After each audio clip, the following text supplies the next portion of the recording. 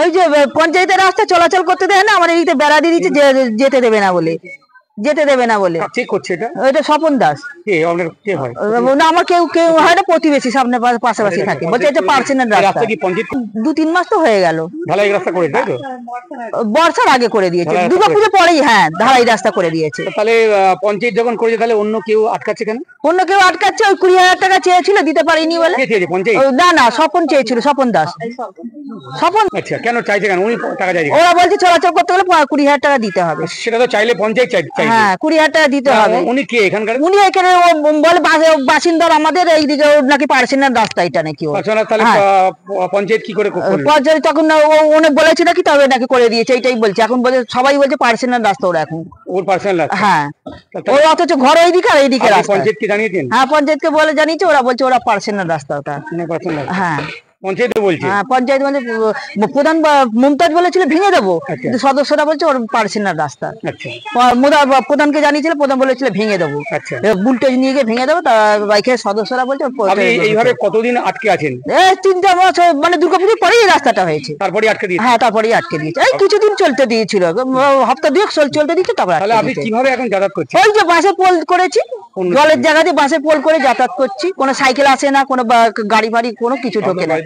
তো কিভাবে যাবো সেটা আমরাই জানি না স্যার। কে কে আছেন বাড়িতে? আমরা 3 জন আছি, আর ওইখানে এক ভদ্র মহিলারা রয়েছে, ওরা ওদেরও ওইটা দিয়ে কোনোদিন চলাচল করতে দেয় না।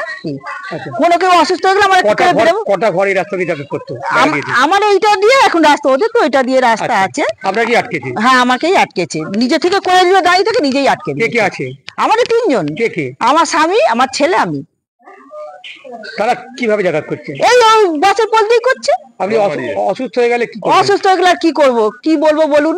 ইলেকট্রিক দেখতে আসে না, গ্যাস নিয়ে আসতে পারি না, কোন রকম কাঁধে করে করে গড়িয়ে গড়িয়ে গ্যাস নিয়ে আসি। জলও ওরকম কষ্ট করেই আনি, কি করবো? 1 বালতি সারাদিনে জল নিয়ে আসি খাবার জন্য, সাঁকো দিয়ে বাসের পোল দিয়ে। আপনারা অসুস্থ হলে তাহলে কি করবেন?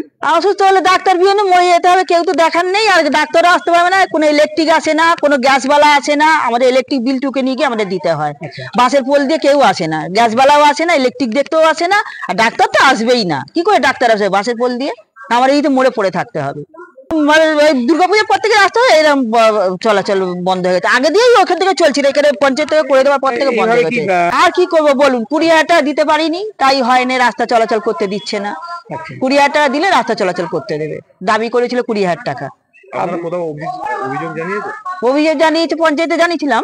লিখিত জানিয়েছেন? না, লিখিত করে জমা দিতে গেছে, লিখিত নেয়নি, বললো তোমাদের ওটাতে করে দেবো, এইটা বলেছে করে দেবো, এবং কবে করে দেবে তা এখনো কথা না, আর কোথাও জানাতে পারিনি আমরা, সেরকম কিছু জানি না স্যার। এইভাবে কি বলবো বলুন না, সবাই কেউ তো এখানে আপত্তি নেই, এই আজকে আপনারা এসছেন বলে তাই জানাচ্ছি। আমরা সেরকম, সত্যি কথা, আমার স্বামী সকালবেলা বেরিয়ে যায়, রাত্রে ঘরে ওই গ্যাস ওয়েলিং এর কাজ করে, গ্যাস এলে ওই কদমতলা, বেলিহার রোড কদমতলায়। স্বামীর নাম? আমার স্বামীর নাম গোপাল কর্মকার। আর আপনার ছেলের বয়স কত? ছেলের বয়স 26-27 বছর। আপনার নাম কি? আমার নাম কল্পনা কর্মকার। আপনি এখন চাইছেন কি?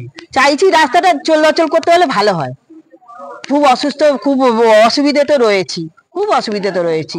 একটু মন করলে রাস্তা বেরোতে পারি না, একটু ডাক্তারখানা সন্ধ্যেবেলা হলে যেতে পারি না, বাসের সাঁকো দিয়ে ভয় ভয় লাগে। এইটা আজকে আমার ছেলে সকালবেলা পড়ে গেল, বাসের সাঁকো ভেঙে আজকেই পড়ে গেল সকালবেলা। তাই এই ব্যাপারটা তো জানি না, টাকা পয়সার ব্যাপার তো জানি না, তবে আমি ব্যাপারটা শুনলাম।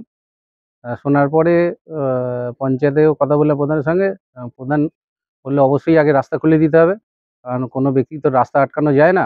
তবে আমি তারপরেই যোগাযোগ করেছিলাম, ওরা বললো না ঠিক আছে, আপনারা বলছেন খুলে দেবো, কিন্তু এখনো পর্যন্ত খোলেনি, এই ব্যাপারটা আমি জানি না। আপনি কি চাইছেন? চাইছি অবশ্যই একটা ফ্যামিলি যাতে যেতে পারে, তার জন্যই তো রাস্তা করা, 5 জন সুবিধা পাবে অবশ্যই। আপনার নাম? আমার নাম সমীরণ মুখার্জি, মহিহারি 2 নম্বর গ্রাম পঞ্চায়েতের সদস্য।